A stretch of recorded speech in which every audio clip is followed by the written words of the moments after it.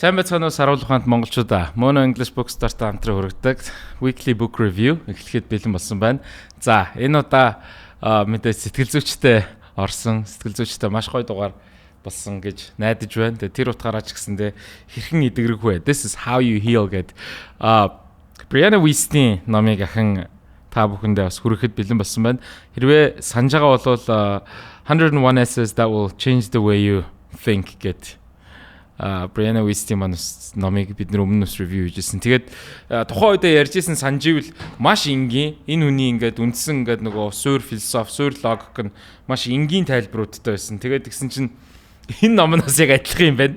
Ерөөсөө яг ингээд ийм цоврал ингээд өгүүлбэрүүдийг авсан юм шиг. Гэтэ тэрнийхэн цаана одоо маш том философи бол шингэсэн байгаа. Би тэгээд ерөнхийдөө бол та бүхэндээ товчхондоо үндсэн heal хийх тийм ээ хэрхэн идэгрэх сэтгэл санааныхаа гутралаас гарах уу гэдэг үндсэн 6 концептыг нь яриад өгчэй гэж бодож байна. Одоо ингээд зүгээр энэ номыг ингээд үзэхээр ингээд юу байгаа байхгүй юу?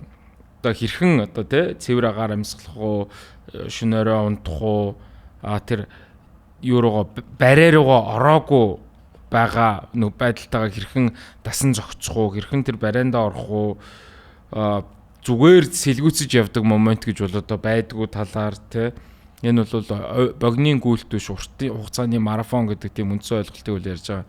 За тэгээд бид нар бол маш их ингэж ярьдаг. Ялангуяа хосын харилцаанаас гарсны дараа хүн нэг идэгрэх шаардлага байдаг. Тэр тухайн харилцаанаас авсан trauma юм уу, тэр одоо betrayal, тэр араар тавилт, тэр одоо өөрийг нь гомдоосон гомдол, гутрал, зовнил юу гэдгийг. Тэгэхээр бид нар тодорхой хэмжээнд өөрсдийгөө эдгэж нэг бол ганцаараа өөрийнхөө амьдралаа өргөжлүүлж амьдрын эсвэл өөр нэг харилцаанд ороход тийм ээ. За тэгэнгүүт хамгийн чухал point нь бол healing буюу эдгэх бол one time event, нэг удаагийн зүйл бол биш юм аа. Энэ бол урт хугацааны процесс юм аа. За тэгээд одоо маш сэтгэлийн гүнд байгаа unconsciousness буюу далд ухамсарт байгаа зүйл. Тэгээд тэр нь биднийг хувь хүн зан характерт хэрхэн автуулсан, нөлөөлсөн, энэтэй яаж нүүр тулах уу, үүнийг яаж даван тулах уу гэдэг талаар бол маш боддоор яг чамааг ингээд толинд харуулад нүцгэн үнний чинь хэлж байгаа юм шиг ийм гоё хүчтэй өгүүлбэрүүдээр бол юу байгаа. Энэ номыг бол бичсэн байгаа. За тэгээд ер нь өөрийгөө эдгэх, энэ эдгэх гэдэг энэ гайхамшигтай аялал нэгдүгürt хүн төрөлхтөнд хэрэгтэй байдаг. Хоёрдугаарт хэрхэн хийх үү гэдэг талаар бол маш энгийнээр бол ярьсан байна. Хамгийн эхлээд бол letting go гэж байгаа. Тавьж явуул гэж.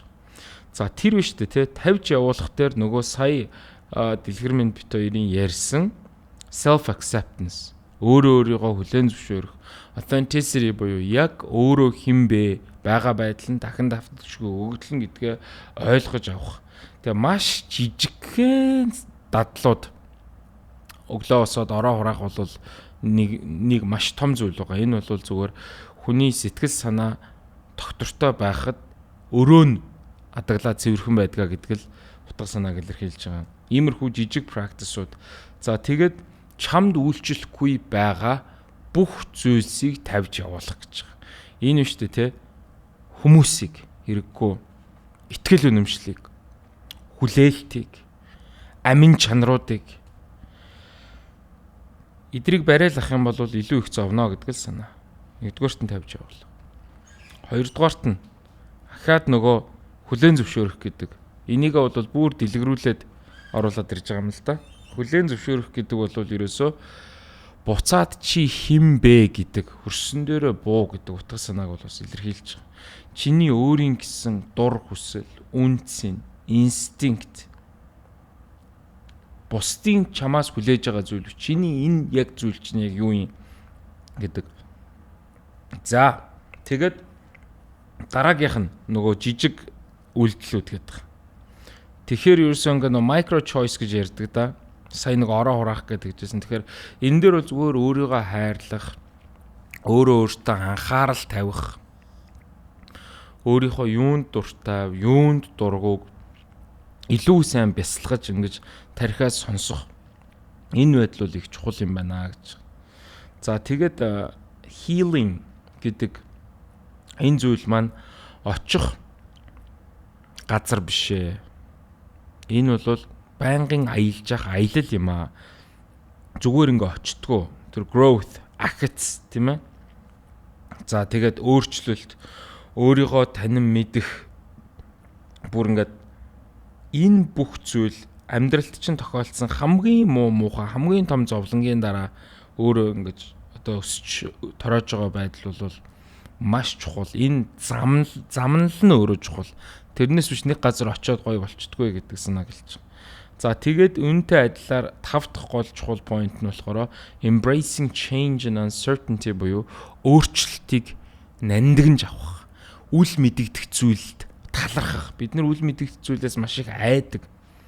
Тэ 5 духгүй зүйлийн эсрэг ингээ тэмцээд идэг. Гэтэл үгүй хүлээгээд ав. Би ирээдүйд юу болохыг мэдэхгүй байна. Мэдэхгүй байгаа нь өөрөө гоё. Мэдчих юм бол харин сонирхолгүй гэдэг утга санааг хүлээж ав гэж. За тэгээ хамгийн сүүлд нь мэдээж өөрийнхөө итгэл үнэмшил, зүй тогтол энэ болгоныг өөрчлөх, за мөн тодорхойлох. Хүн яг ингээд ирэхээр юу хүсэж байгаагаа мэддэг юм байна. Одоо нэгсэндээ ингээд өмнө нь байсан те би ямар ч үнц хийнэгөө эсвэл энэ хүмүүст ингэж ил таалагдах ёстой гэдэг бодлоосоо ангижраад өөрт нь яг юу чухал вэ?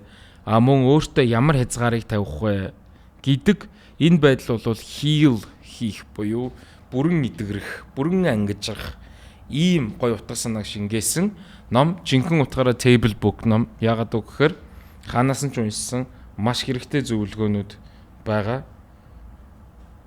Тэр утгаараа ч гэсэндээ маш энгийн юм шиг боловч маш чухал зүйлсийг бол одоо Brianna Wiest хэлсэн байна. За тэгээ та бүхэн бас Mono English Bookstore-оос авч уншаарай гэж зөвлөмөр байна. Анхаарал тавьсанд баярлалаа.